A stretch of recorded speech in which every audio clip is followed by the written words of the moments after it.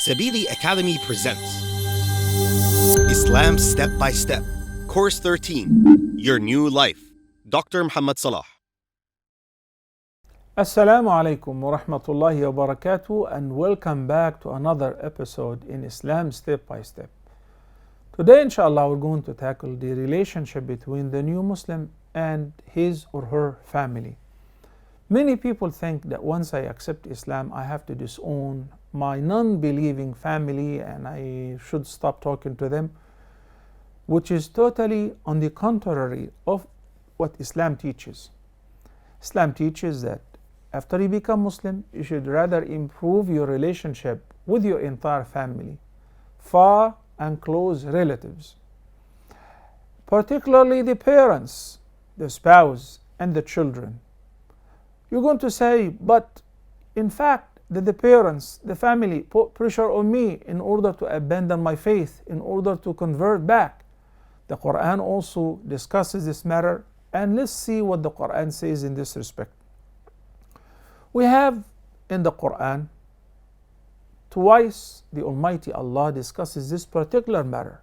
So in Surah Al-Ankabut, ayah number 8, the Almighty Allah says, وَوَصَّيْنَا الْإِنسَانَ بِوَالِدَيْهِ حُسْنًا وَإِن جَاهَدَاكَ لِتُشْرِكَ بِي مَا لَيْسَ لَكَ بِهِ عِلْمٌ فَلَا تُطِعْهُمَا.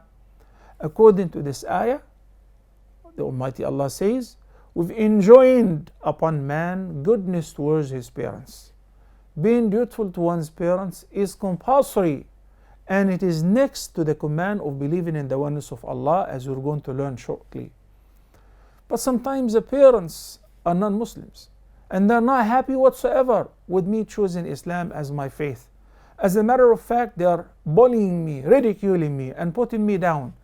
They're giving me a hard time. So the Almighty Allah said, you still have to be good to them. وَإِن جَاهَدَاكَ. But if they struggle with you in order to make you disbelieve in the oneness of Allah, do not obey them in this particular request.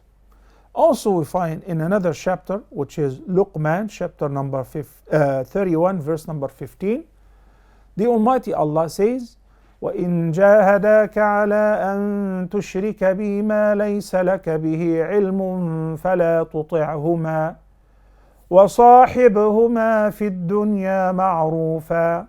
What is extra in this ayah is that Almighty Allah has commanded being good to the parents, but if they struggle with you and put pressure on you to leave Islam, to become a disbeliever, obey them not.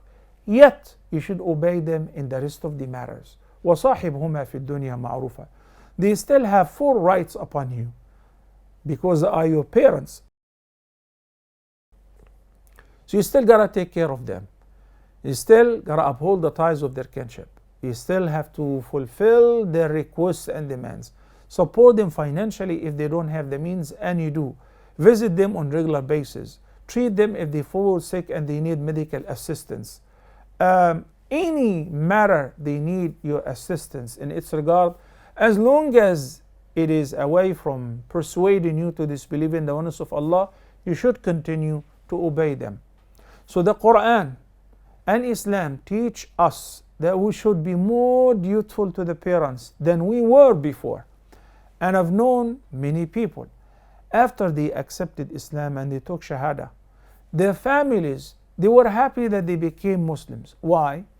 Because they told me before Islam they were alcoholic. Before Islam they were very nervous and they had very bad temper. Before Islam they used to shout, scream, sometimes stretch out their hands to their parents. But after they took Shahada and they became Muslims, they have improved a great deal, and that's why we don't mind. And in other cases, the parents or the spouse have accepted Islam because of the good behavior of the child whenever he or she have accepted Islam. Also in ayah number 36, chapter number 4, which is known as the women chapter, Surah An-Nisa, look what Allah has commanded. He said, وَاعْبُدُوا اللَّهَ وَلَا تُشْرِكُوا بِهِ شَيْئًا وَبِالْوَالِدَيْنِ إِحْسَانًا وبذي القربى واليتامى والمساكين والجار ذي القربى والجار الجنب والصاحب بالجنب وابن السبيل وما ملكت أيمانكم إن الله لا يحب من كان مختالا فخورا.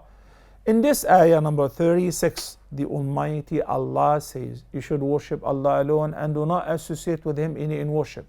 That is the very first command, which you will find it multiple times in the glorious Quran. What is the next in order? And be good and kind to your parents. Be dutiful to the parents. And next in order, the relatives, وَبِذِي الْقُرْبَى, and the orphans, al-yatama, and the poor, and masakeen. So Islam teaches being good and well-mannered in your relationship with all people, particularly the parents, the relatives, and those who are under your guardianship. It is an Islamic duty and responsibility upon a man to uphold the ties of his or her kinship. Upholding the ties of kinship in Islam has a great, great value. And if one doesn't, he is bearing a big sin. May the Almighty Allah guide us to what is best. Until next time, Assalamu alaikum wa rahmatullahi wa barakatuh.